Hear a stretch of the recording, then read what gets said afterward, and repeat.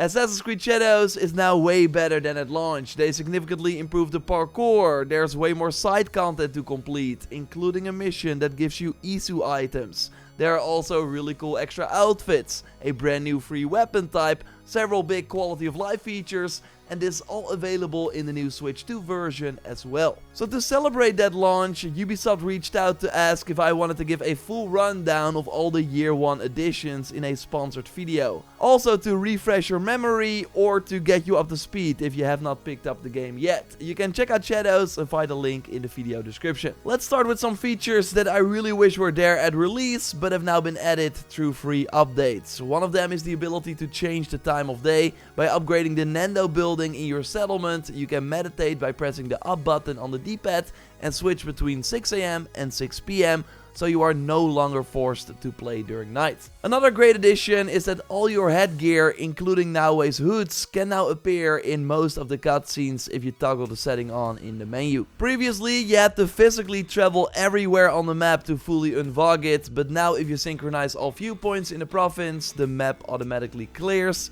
You do need to upgrade the Kukurega to level 4 for that. A big request from before launch was the option to disable the black and white filter for the assassinations and abilities. And yes, you can now tweak that in the settings. And there are more returning features from previous entries that have now also been added. An auto follow function for mounts, and mounts now move a bit faster in urban environments as well. The option to dismantle and sell items in bulk, and the ability to reset your skill points much more easily. And yes, I mentioned parkour because Naoe and Yasuke as well can now do many things that were not possible before. Previously, you had to parkour up a wall to climb higher and reach the overhangs, but now you can just run towards them and immediately jump to grab on. You can also perform a ledge grab from non-standing objects now, unlocking way more possibilities. A manual jump when walking on these non-standing objects has also been added, that little quick hop. They've significantly improved the back and side ejects, which now gain height, so you can use them to climb upwards in style, similar to the older games.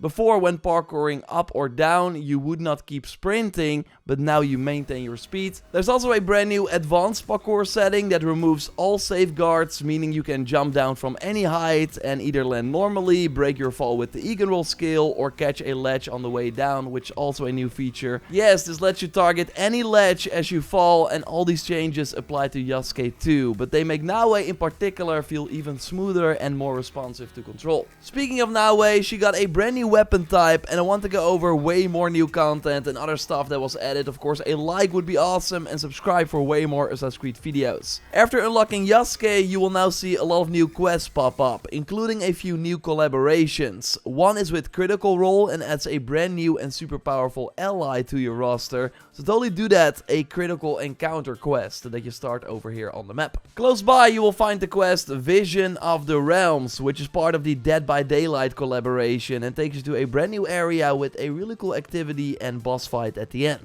After unlocking Yasuke, you can also find a rift called Chained in the objective board. Another free quest that is pretty unique, no special reward or anything, but really fun to complete. A postament also unlocks after getting Yasuke, but you also need to complete 2 extra main story targets after that. This doesn't only give Naoe a war kick ability that is a ton of fun to use, it lets Yasuke silently take down enemies, but you also unlock a trinket that is required to open a new Isu door that contains some of the best weapons in the game. A guide on how to open it is in the video description. Not having Isu content in Shadows at launch was a huge miss, so glad we got it now. And there's also still an Attack on Titan crossover event in Shadows till December 22nd that you can start over here on the map, and has some pretty unique rewards. The first quest that we got after launch, it was definitely the least exciting of the bunch, but still worth it, the works of Louise Froys. You start that mission over here on the map, but you will need to have met Froys with Yasuke first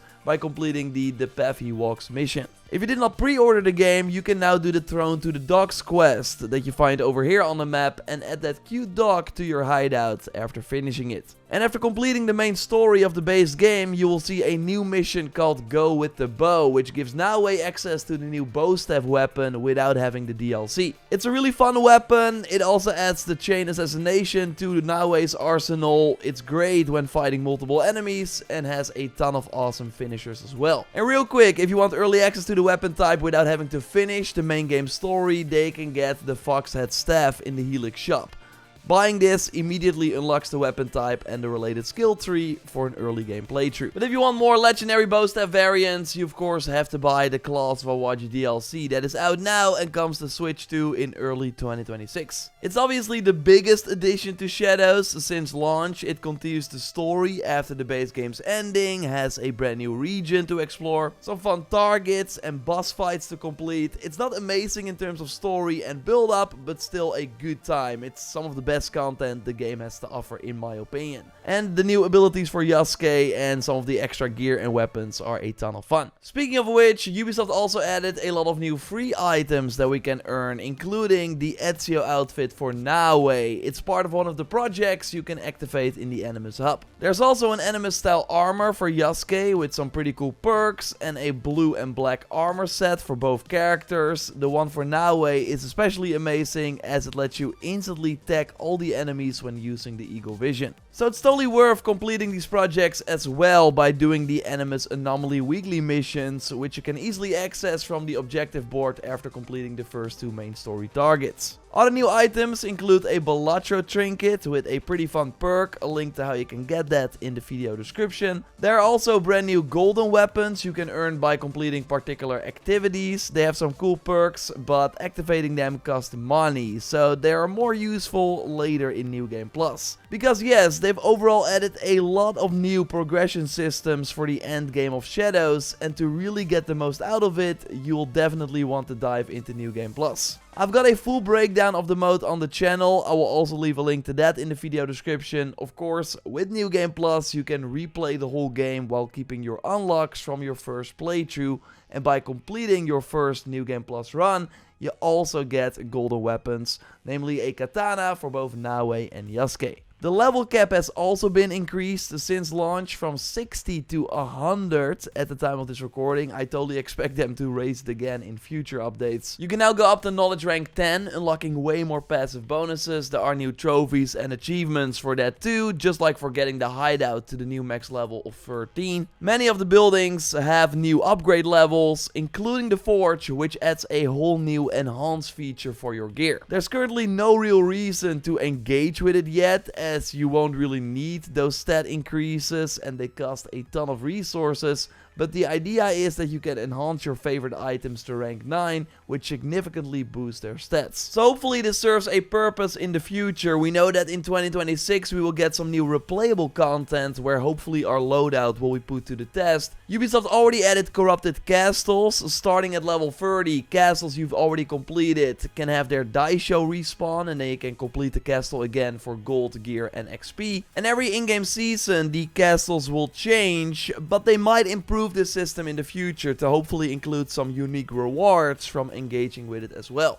But there should be more activities coming as well that we then should also be able to play on the Nintendo Switch too. The port of the game is surprisingly great. Cross-save means you can pick up your progress on the go. There are some nice touchscreen controls as well. So again, it includes all the content, including the bow staff, even though the Awaji DLC launches in early 2026. But before that, we get new finishers for weapons, a brand new Animus Rift mission, and more in a December update on every platform. A quick rundown in a video you can watch by clicking on the screen. Subscribe, leave a like, and I will speak to you soon. Goodbye.